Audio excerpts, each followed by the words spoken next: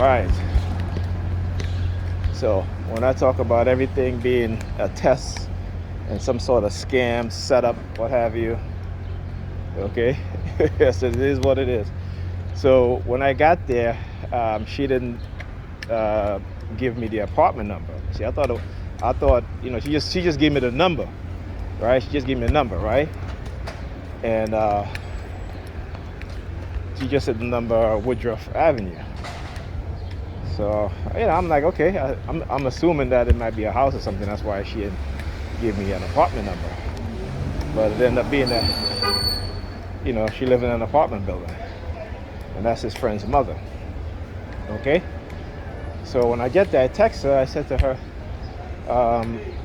what's the apartment number? Here you go with the red color again. Look. Tell you, these criminals need to be put in jail. That's right. He looking at me. I said, that's right. Okay. So anyway, so she didn't, and I forgot that I'm walking up Bedford, thinking that Woodruff is up there somewhere, but no, I had to walk over Flatbush. So it was the number KNN 7328. See, number 32. Oh, they look severely disappointed. I don't know what just happened, but I guess they look disappointed. They're in their red vehicle. So anyhow, as I was saying, so yes, I didn't, I forgot. I should tell you. And like, again, they're always testing your memory. That's why when we got to Woodruff, this guy walked by playing a song talking about something about I remember or what have you, right? See, they know the damage that they've caused, but they're constantly trying to act as if the use of this technology doesn't cause any damage, not only psychological but neurological damage as well as physical damage. And they know this. All you got to do is just look what happened to the American diplomats, right? Look how they became disabled with these types of weapons. So they know this. But again, being a black man, when it's done to black people, it's to the extreme. And the fact that the U.S. government, the security and law enforcement agencies have these weapons and are using, yeah, you're looking at the time, buddy. Yeah, it's time for y'all motherfuckers to go to jail. Right? So they know and they understand very well. Okay? But because I blew the whistle on the illegal non-consensual human experimentation, this is the retaliation. I remember this goes further back. Okay?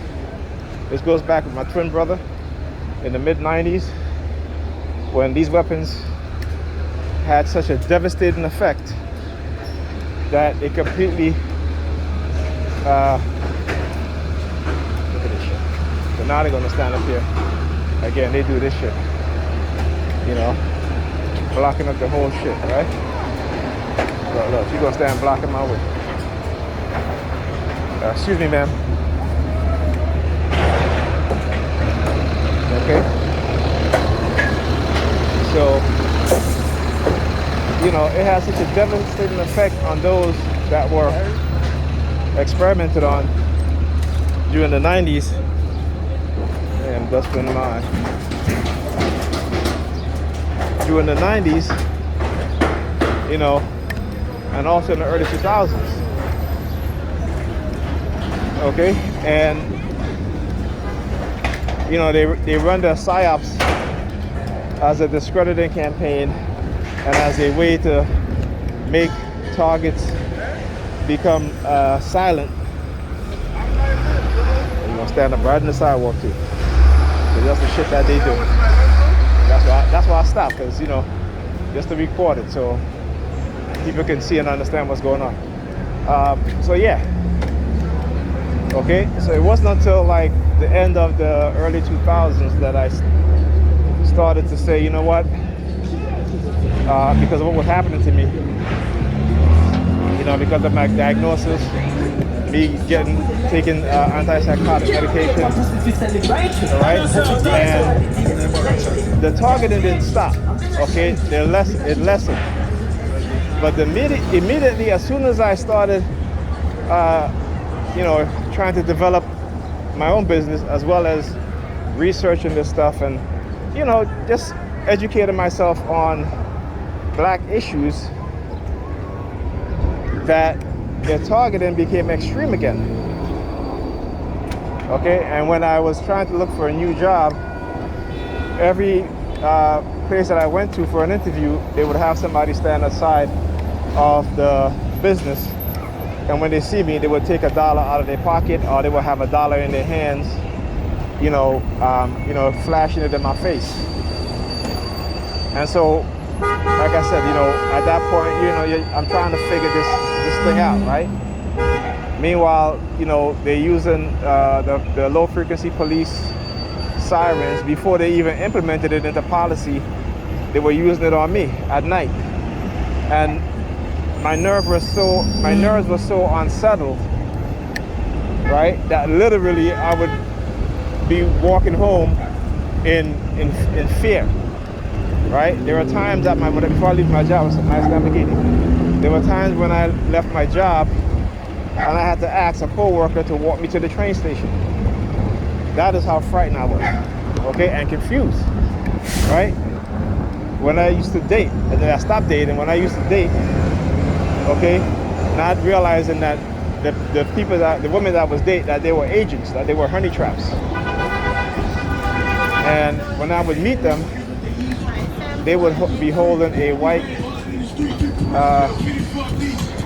printed paper, and they love to do this. They love to send these black women with these nice body, nice behinds, because when that happened, what they've conditioned in my mind, I would say, my mind out loud, with the voice would be like, ass, See, look at him, look at him, look. Come out here wearing all black too, the black team, right? So, and people would like walk in front of me, women would walk in front of me and then bend over in front of me, as I was walking.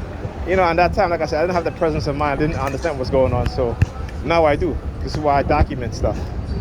Okay, so anyway, as I was saying, so they were using the police low frequency sirens in the early 2000s before they even implemented that.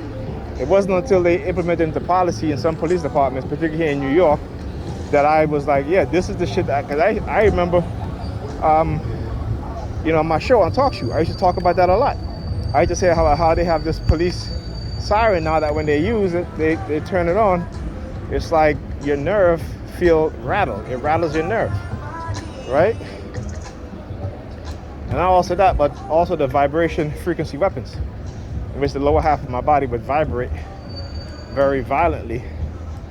And this is what ruined my back. This is what caused me to have the herniated disc so severely that at times, I've been very careful of trying to prevent my back from going out again, because I'm sticking the tang out, because it is too painful of experience. Sometimes when I walk, I also get micro tearing. So even like I got an injection from my doctor, which helped with the pain at my back, but it doesn't stop my back from feeling stiff, the muscle from stiffening, particularly. As you see, I'm walking slow now. So it doesn't, because that's a lot of walking for me, even though, it's a short distance, but walking back and forth. And they know this, okay? This is why they set shit up today.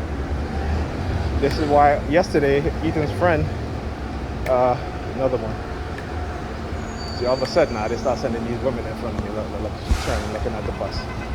She knows she got a nice shape. She know, but they sent her. They sent her. Look. This is what they do. They try to entice me. No, thank you, ma'am. I'm not into y'all honey traps. Okay? Like I said, if I'm going to meet someone, I want to do it under my own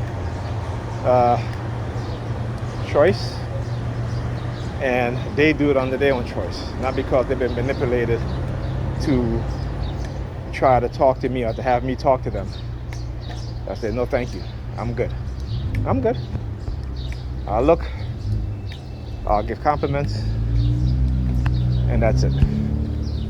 So anyway, see, she walked by looking at her shoes. Because you see, now they all of a sudden they want me to talk to women, okay? Whereas, if I try to talk to women, then they'll try to stop me from talking to women. So, this is, you can't, once you understand that, you just stop playing their game. And that's what I do. I stop playing their game. I'm no longer into playing their game.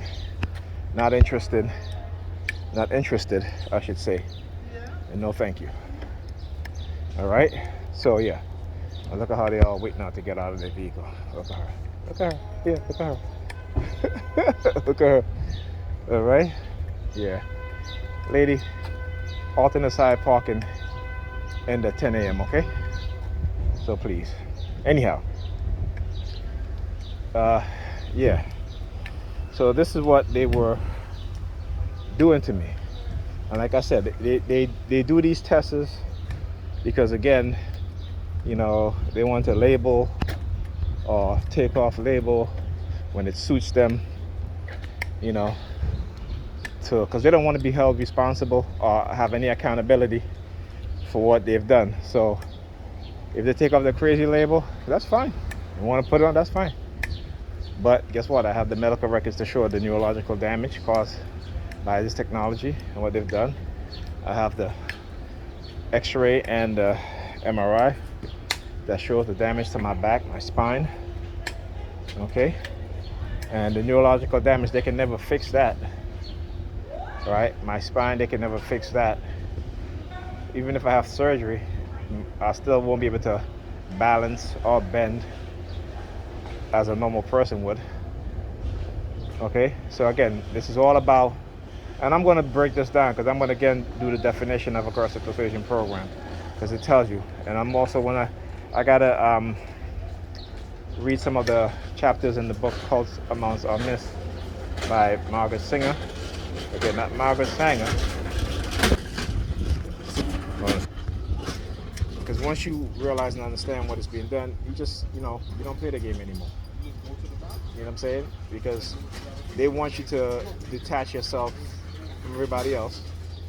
And when you do that and you become so isolated, then they really start to attack you. And I've shown this. This is the standard operating procedure for a coercive persuasion program. Any sort of thought reform program, any sort of brainwashing program, it is to isolate the victim and then bombard them with subliminals and noise campaign and stuff like that. So exposing them is key. No matter what type of subliminal message they may send you about exposing them, that you're guilty or you're going to be arrested, you're going to be killed, what have you, don't listen to that. Okay?